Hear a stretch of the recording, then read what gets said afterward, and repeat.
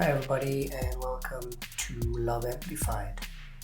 I don't know what day it is, but we're still in lockdown, so here we go. So, Eric Berne, in his book Games People Play, he talks about the psychology of human relationships. And in it, he explains that in a social setting, each one of us as an individual will exhibit one of three different archetypes. He calls them the adult, the parent, and the child.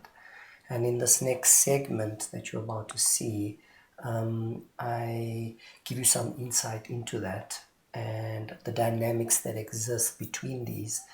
And then I introduce something that he doesn't talk about, and I introduce a fourth element to it. The rest of the video will explain that, and here goes. Have you ever noticed how you sometimes catch yourself from time to time interacting with somebody and you say something or do something and you think to yourself, wow, that was my dad or that was my mom.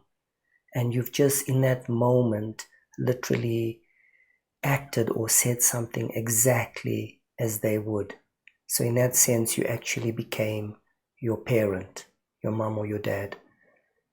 And why does this happen? Because every individual has their parents or substitute parents carried inside of them as an ego state. And they can reproduce these ego states when they are activated or triggered in certain circumstances. And this is what ultimately gets played out, where you catch yourself becoming your mom or your dad. Why? Because we carry them inside of us. So the next one. Have you ever adulted? Where you serious, you intellectual, you are objective. This usually happens in a business setting, where you become very driven by your intellect, where you are impartial, where you are objective. And this state gets activated in certain dynamics, in certain instances. And the reason for that is because every one of us has this adult inside of us. I see this happening often with people around me. I just notice it, especially when people are talking to their mom or dad on the telephone. And if you are observant enough, you'll start to notice certain mannerisms. You'll start to notice how the voice changes. And this is something you can notice about yourself. When you are interacting with a parental figure, who do you become? I know for myself, often, even as an adult, when I was around my parents, I had become quiet, I had become introverted, as I was as a child. And that's ultimately what plays out. So each one of us still carries that little boy or little girl inside of us.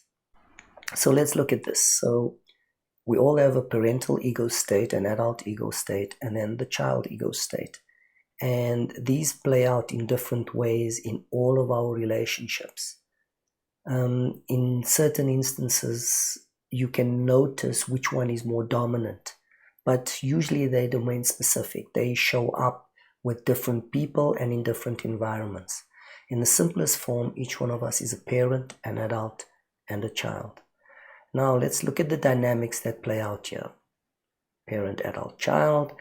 And when you've got a parent interacting with a parent, and they both might not necessarily be parents as such, but they simply are operating from that archetype as a parent because it is their mom or their dad that is showing up in this particular dynamic. Okay, and this normally plays out when parents actually get together and talk about their kids.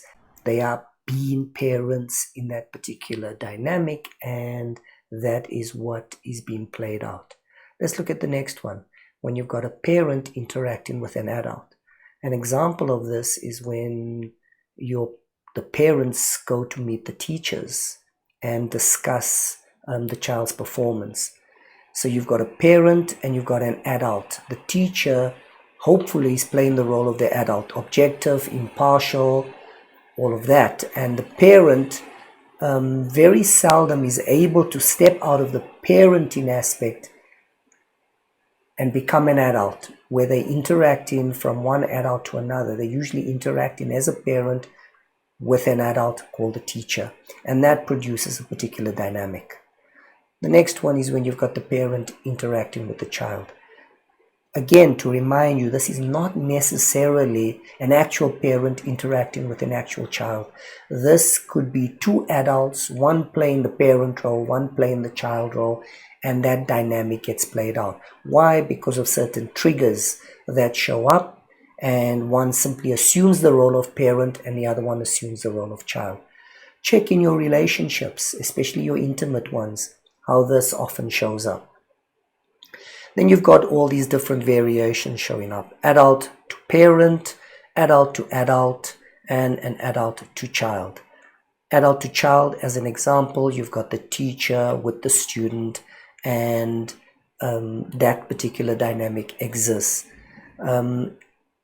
Often I see this in the work environment where I'm coaching somebody and they have an issue with their boss. Their boss, let's call it being adult or even parent, and the employee, the person I'm coaching, is behaving from the childlike architect, where they are terrified to have a conversation, specifically a difficult conversation, where they're terrified to confront a particular issue.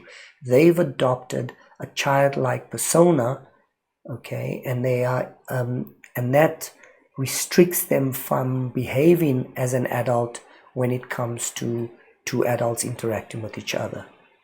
Then we've got the child to the child, okay? This happens with children, obviously, but it can also happen when two adults' relationship degenerates into a childlike interaction, where it's immature. This can often happen when there is conflict and both go into a tantrum. That is childlike behavior showing up in that dynamic. You've got the child to the adult and then the child to the parent. Now, these arrows are not just one way, even though it's illustrated that way. They happen in both directions. They're multidirectional.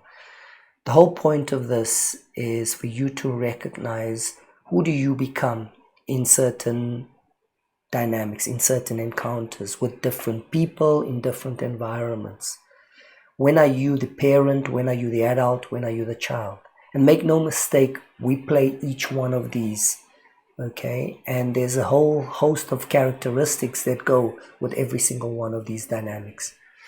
What I want to do now is introduce you to a fourth aspect, okay? And that's the being. Now, what is the being? Every one of us has a force inside of us, and this I believe to be true. Okay, we have this force inside of us that animates us, that gives us life, and this force is connected to a power beyond ourselves, a power that's infinite wisdom and infinite love. And this aspect I'll call the being. And when you introduce the being, or what we call your essence, into every dynamic, okay, and you begin to operate from that, it leads to completely different outcomes. So when the being is interacting with a parent, okay, the being is often coming from a place of wisdom, coming from a place of love, coming from a place of acceptance, and a whole new dynamic can unfold there. All right, you're not playing the child, and you're not adulting, and you're not being a parent. You are being in a deep consciousness of awareness, and that's where you are operating from. The same thing happens in your relationship with an adult. When somebody is being a complete head case, intellectual, objective, but they are not bringing their heart into it, okay, there's the absence of emotion there. The being can normally, when operating from that state, create space, create an environment for the adult to show up in a different way and to connect to other aspects of themselves. In terms of the being with a child, this, when the parent becomes the being, the parent doesn't see the child as less than or as inferior. The parent is operating from a new dynamic, understanding that within that child there exists a being of equal wisdom and love and possibility. And when you interact with your child from that perspective, a whole new dynamic is born out of that. And when you've got two beings interacting each other from their beingness, something beautiful can unfold. So in all of this dynamic, there are multiple scenarios that play out. The most important takeaway for you here is, which one are you operating from? And which one would give you the outcomes that you desire? Ultimately, we're always going to play all three, if not all four. The more self-actualized you become, the more aware you become, the more conscious you become of your beingness, of this essence inside of you, and you begin to operate from that. And you operate with people in each one of these other three domains, from child to adult to parent. You automatically give permission for them to raise to the level, to connect to their own beingness, and then something beautiful unfolds. The question is then, how do you remain connected to your beingness, to your essence, while these dynamics are unfolding, while somebody's coming at you as the parent or the adult or the child? How do you not get triggered into adopting the opposite or the complementary persona that normally fits? So awareness is power. If you know better, you do better. So hopefully this video will give you some level of awareness as to perhaps where you operate from most of the time. And the next time you are interacting with somebody, maybe pause and check in. What persona are you playing? Are you being the adult, the parent, or the child? And is it effective to be either one of those? Or could you, in the moment, become so fully present that you allow your essence to shine forth, that you come from your beingness, and then see what happens? Thank you again. I hope you enjoy this one. It's slightly different than the rest. Please comment, and I'll check in with you again tomorrow. Ciao.